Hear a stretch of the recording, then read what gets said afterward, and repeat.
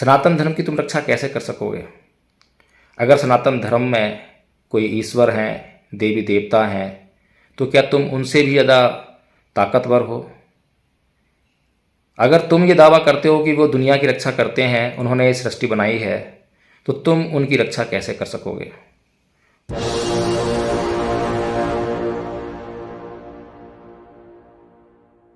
जय भीम। नमो साथियों। अभी मैंने अपने मोबाइल पर एक मैसेज देखा जिसमें किसी व्यक्ति ने मुझे मैसेज किया हुआ है कि सनातन धर्म को टारगेट मत करो, नहीं तो तुम्हें बहुत पछताना पड़ेगा। साथियों, क्या बताएं,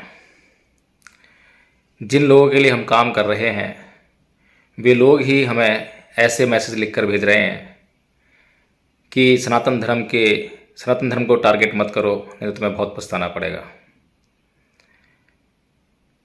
आखिर ये लोग क्या चाहते हैं और सनातन धर्म के खिलाफ या सनातन धर्म को टारगेट हम लोग कैसे कर रहे हैं?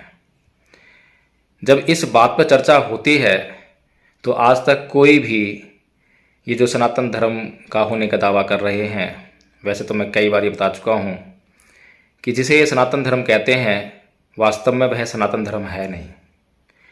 सनातन धर्म का मतलब जो शाश्वत हो, सर्वकालिक हो, सार्वभौमिक हो, सदा एक जैसा बना रहने वाला हो, जिसके सिद्धांतों में कभी परिवर्तन ना हो, तो उसे सनातन धर्म कहा जाता है।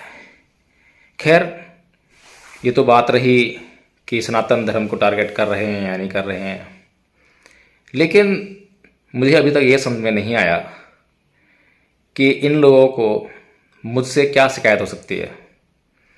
ये लोग गाली देते हैं तो मैं पलट कर इनको गाली नहीं देता।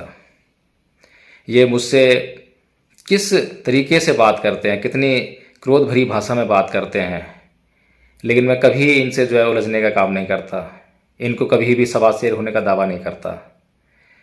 मैं एक साधारण सा व्यक्ति हूँ और जब मैंने इनको कभी गाली का जवाब गाली से नहीं दिया, इनके क्रोध का जवाब क्रोध से नहीं दिया, तब भी इनका डर रहा है। इनको आखिर डर किस बात से है? आखिर ऐसा मैं कौन सा काम कर रहा हूँ जिससे कि इन लोगों को डर लग रहा है? मुझे तो ऐसा लगता है कि ये लोग नहीं चाहते हैं कि इस देश में सुख, शांति और समृद्धि का वातावरण पनपे।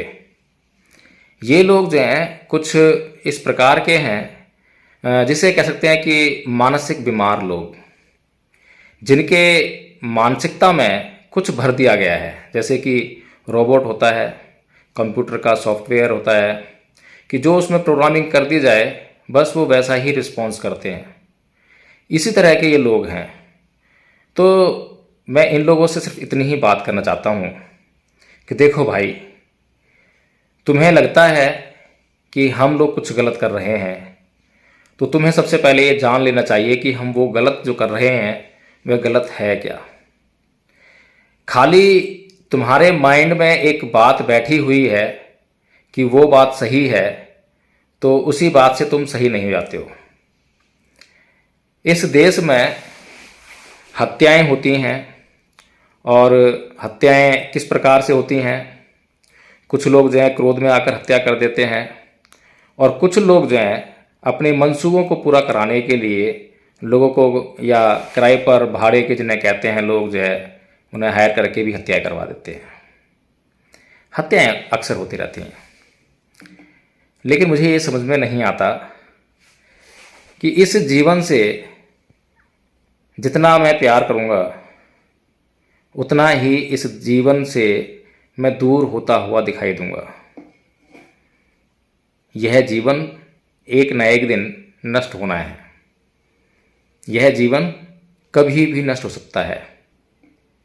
हो सकता है कि जब मैं वीडियो बना रहा हूँ उसके तत्क्षण बाद मेरी मृत्यु हो जाए, मुझे हार्ट अटैक आ जाए, हार्ट फेल हो जाए। बहुत बीमारियां हैं, और ऐसा मेरे साथ ही नहीं है। जो धमकी दे रहा है उसके साथ में भी ऐसी घटनाएं कभी भी घट सकती हैं। भाई, मैं तो अमर हूं नहीं। जो अमर हो उसे मृत्यु का डर हो। मुझे तो एक ना एक दिन मरना है, तो मुझे मृत्यु का डर कैसा। लेकिन जो मुझे धमकी दे रहा है शायद वह अमर व्यक्ति है, शायद वह कभी मरेगा नहीं। इसीलिए उसको लगता है कि मैं इस दुनिया को जीत लूं और इस दुनिया से जो मैं चाहता हूं वो करवा लूं। जो मैं कहूं वही ये दुनिया करे, जिसको मैं मानूं उसको दुनिया माने, जो मैं खाऊं वही दुनिया खाए, जो मैं कपड़े पहनूं वही दुनिया कपड़े पहने, जो मैं भाषा बोलूं वही भाषा दुनिया बोले। तो भाई ऐसी मानसिक प्रवृत्ति वाले लोगों को यह दुनिया तानाशाह कहती है। और मुझे लगता है कि तुम भी किसी तानाशाह को पसंद नहीं करते होगे। और अगर किसी तानाशाह को तुम पसंद नहीं करते हो तो तुम क्या हो, तुम खुद से विचार करो। और इसका मतलब सिर्फ एक ही हुआ कि तुम स्वयं को भी पसंद नहीं करते हो। मुझे नहीं लगता कि तुम किसी हत्या करने वाले को पसंद करते होगे, तुम किसी धमकी देने वाले को पसंद करते होगे, तुम किसी चोर को पसंद करते होगे, तुम किसी डाकू को पसंद करते होगे, तुम किसी बलात्कारी को पसंद करते होगे। मैं ऐसा मानता हूँ। और अगर तुम्हें ऐसे लोग पसंद नहीं हैं तो जो तुम मुझे धमकी दे रहे हो तो इसका मतलब है कि तुम अपने आप को ही पसंद नहीं करते हो। तो तुमने अपने आप को ही नकार दिया है। और जो व्यक्ति अपने आप को ही नकार दे वो तो स्वयं से ही हार गया। वो दूसरों को क्या जीतेगा, वो दूसरों को धमका कर क्या प्राप्त करेगा। तुम अगर मुझसे बात करो, तुम मुझसे कुछ ज्ञान चर्चा करो तो हो सकता है कि अब तक मैंने अपने जीवन में जो भी ज्ञान अर्जित किया है उसका आदान प्रदान संभव हो सके। हो सकता है कुछ मेरे पास हो जो तुम्हारे बहुत काम आए, हो सकता है कि मेरे पास जो हो वो तुम्हारे परिवार के बहुत काम आए। मैं तो भाई तुम्हारे परिवार की सुख शांति समृद्धि के लिए काम कर रहा हूँ। तुम्हारे बच्चे होंगे, तुम्हारी बीवी होगी, तुम्हारी बहन होगी, तुम्हारी माँ होगी, तुम्हारे भाई होंगे। ये जो सारे रिश्ते नातेदार तुम्हारे हैं ये आज बहुत ही बेचैनी की अवस्था में जीने को मजबूर हैं। हर पल एक डर समाया रहता है, कहीं भारत में हिंदू मुसलमान झगड़ा ना हो जाए, कहीं भारत में 1984 के दंगे ना हो जाएं, कहीं विश्व में जो यूक्रेन और रूस के बीच में युद्ध हो रहा है कहीं वो विश्व युद्ध में तब्दील ना हो जाए। तुम्हारे परिवार का कोई भी व्यक्ति आज सुखी नहीं है। बता दिए मुझे आप जाए कि अगर आपके कोई भी परिवार का कोई भी व्यक्ति अगर ये समझता हो कि हाँ वो शांति से आज जीवन जी रहे हैं, उन्हें आज ये जो युद्ध की भयानक अग्नि जो सता रही है ये उन्हें नहीं सता रही है। जो आज बेरोज़गारी महंगाई की जो मार पूरे देश के लोग झेल रहे हैं, ये बेरोज़गारी और महंगाई की मार उन्हें नहीं सता रही है। गरीबी की मार उन्हें नहीं सता रही है, किसी भी प्रकार की चिंता उन्हें नहीं सता रही है। तुम भाई उलझे हो सनातन धर्म के लिए। सनातन धर्म की तुम रक्षा कैसे कर सकोगे? अगर सनातन धर्म में कोई ईश्वर हैं, देवी देवता हैं, तो क्या तुम उनसे भी ज़्यादा ताकतवर हो? अगर तुम ये दावा करते हो कि वो दुनिया की रक्षा करते हैं, उन्होंने ये सृष्टि बनाई है, तो तुम उनकी रक्षा कैसे कर सकोगे? और अगर तुम उनकी रक्षा करने का दावा कर रहे हो तो तुम अपने आप को ही झूठ बोल रहे हो, तुम अपने आप से धोखा कर रहे हो। मेरी समझ से बाहर बात है। इसीलिए मैं चाहता हूँ भाई सद्बुद्धि को प्राप्त करो। इन बातों में कुछ नहीं रखा। मैं तुम्हारा नंबर पुलिस को दे दूंगा, पुलिस तुम्हारे खिलाफ कार्रवाई करेगी। उसके पीछे कितना कष्ट है, तुम्हें कष्ट होगा, तुम्हारे पीछे तुम्हारे परिवार को कष्ट होगा, तुम्हारे से प्रेम करने वाले लोगों को कष्ट होगा, तुम्हें चाहने वाले लोगों को कष्ट होगा, नाते रिश्तेदारों को कष्ट होगा। कष्ट ही कष्ट है। और यदि तुम उससे बात करो, चर्चा करो, हो सकता है कि तुम्हारी बात सही हो सकता है कि मैं तुम्हारी बात मान लूँ, हो सकता है कि मेरी बात सही हो सकता है कि तुम मेरी बात मान लो। हम दोनों किसी की भी बात मान सकते हैं, हम दोनों किसी की भी बात से इनकार कर सकते हैं। ये जोर ज़बरदस्ती का मामला नहीं है भाई, ये मामला है प्यार, मोहब्बत, भाईचारे का। प्यार मोहब्बत भाईचारे से जो भी हासिल हो जाए उसे हासिल कर लेना चाहिए। इसीलिए मेरी सलाह है, हालांकि मैं ये तुम्हारा नंबर जो है पुलिस को देने के लिए मजबूर हूँ, क्योंकि कानून की ये मांग है, मैं कानून का पालन कर रहा हूँ। लेकिन मैं फिर भी चाहूँगा कि तुम्हारे खिलाफ़ कोई भी ऐसी सख्त कार्रवाई ना हो कि तुम्हें कष्ट हो, तुम्हारे परिवार को कष्ट हो। बाकी मैं जो काम कर रहा हूँ सनातन धर्म के विरोध में नहीं है, सनातन धर्म के पक्ष में है।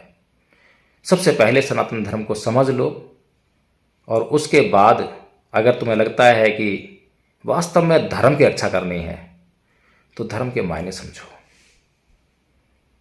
सील सदाचार धर्म है।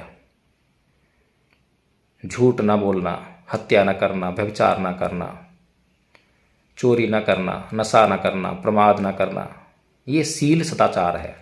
इसकी रक्षा करो।